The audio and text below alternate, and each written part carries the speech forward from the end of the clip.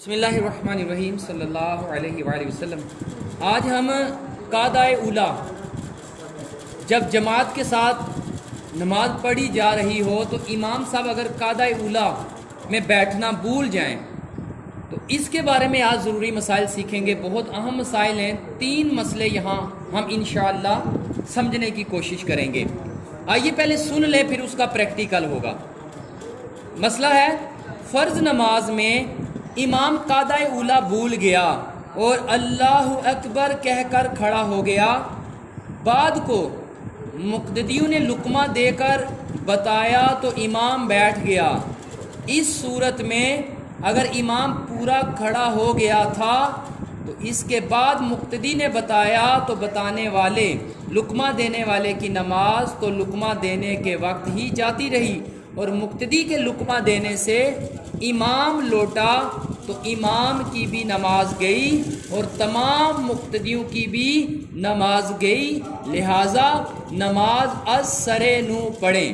دوسرا مسئلہ، امام پہلا قعدہ بھول کر اٹھنے کو کھڑا ہو رہا تھا اور ابھی سیدھا کھڑا نہ ہوا تھا تو مقتدی کے بتانے لقمہ دینے میں کوئی حرج نہیں، بلکہ بتانا ہی چاہے۔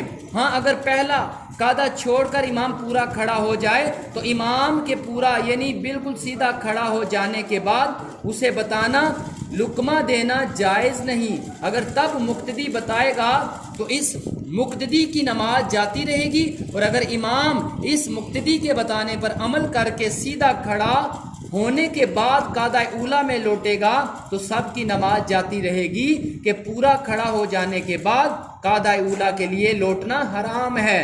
تو اب مقتدی کا بتانا محض بیجا بلکہ حرام کی طرف بلانا اور بلا ضرورت کلام ہوا، اور وہ مفسد نماز یعنی نماز فاسد ہو جائے گی۔ ابھی اس کا پریکٹیکل ہوگا۔ پہلے یہ ہے کہ سب سے پہلے قعدہ اولا کے لیے، اب قعدہ اولا بیٹا 4 رکعت والی نماز ہے یا 3 رکعت والی نماز ہے، اس میں قعدہ اولا آپ 2 سجدے کریں، آخری دوسری رکعت کے سجدے کریں اللہ اکبر بولتے ہوئے۔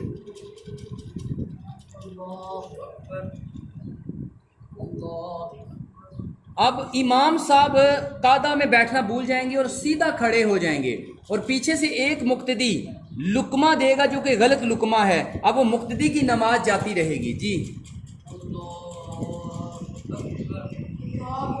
اب دیکھیں، غور کریں، ایک پیچھے مقتدی نے لقمہ دیا ہے، اب یہ امام بالکل سیدھا کھڑے ہو گئے تھے اور پیچھے سے مقتدی کا اب لقمہ دینا جائز نہیں، کیونکہ لقمہ ہوتا ہے سجدہ سہو کو بچانے کے لیے وقت پر لقمہ دینا۔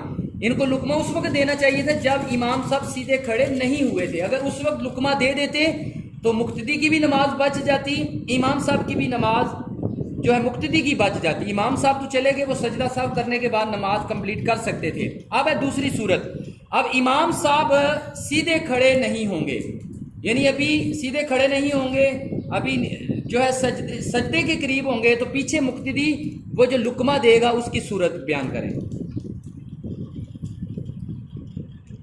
اللہ اکبر،